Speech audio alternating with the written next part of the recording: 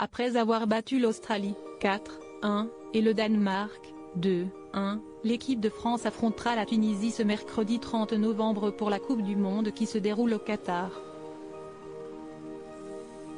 C'est la première fois depuis 2010 que les Bleus se mesurent aux Aigles de Carthage. Grand fan de football et supporter inconditionnel de l'équipe menée par Hugo Lloris, Emmanuel Macron ne manquera pas de suivre ce match depuis Washington, aux États-Unis, où il a atterri mardi soir et où il restera jusqu'à vendredi. Interviewé par le média SoFoot. Comme en avril 2022, dans le cadre de l'élection présidentielle avec 6 autres candidats, le chef de l'État s'était confié sur ses opinions footballistiques. À la question si vous deviez vous comparer à un acteur du foot vous seriez, le mari de Brigitte Macron avait répondu sans détour, peut-être Didier Deschamps pour sa culture de la gagne. Au cours de ce sondage organisé en 14 questions, Emmanuel Macron avait par ailleurs indiqué que son club de foot préféré est l'OM, puisqu'ils sont selon lui à jamais les premiers. Il serait défenseur gauche s'il intégrait un jour une équipe de foot.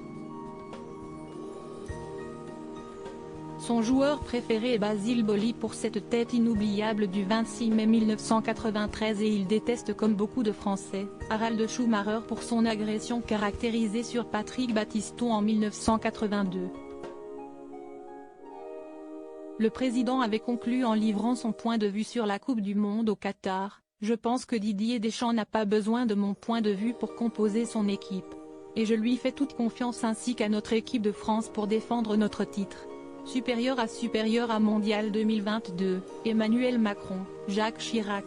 20 images insolites des présidents avec les Bleus. Emmanuel Macron ira au Qatar si les Bleus se qualifient en demi-finale. Si l'organisation du mondial au stade Education City, à Al Rayyan, fait polémique pour atteinte aux droits de l'homme et à l'environnement et pour corruption, Emmanuel Macron a toutefois confirmé qu'il se rendrait au Qatar pour soutenir les Bleus en cas de qualification en demi-finale. Il s'est également adressé personnellement aux joueurs de l'équipe de France dans une vidéo privée, projetée au Centre national du football de Clairefontaine le 14 novembre dernier. Confiant sur les chances de victoire en finale, le président a fait savoir que si la France remporte la coupe, tout serait fait pour que les joueurs vivent un moment de partage plus long qu'un 2018 avec les supporters sur les Champs-Élysées. « Je croise les doigts, on est derrière eux, et le 18 décembre, le quart descendra lentement. Cette fois-ci, les Champs-Élysées », avait-il affirmé.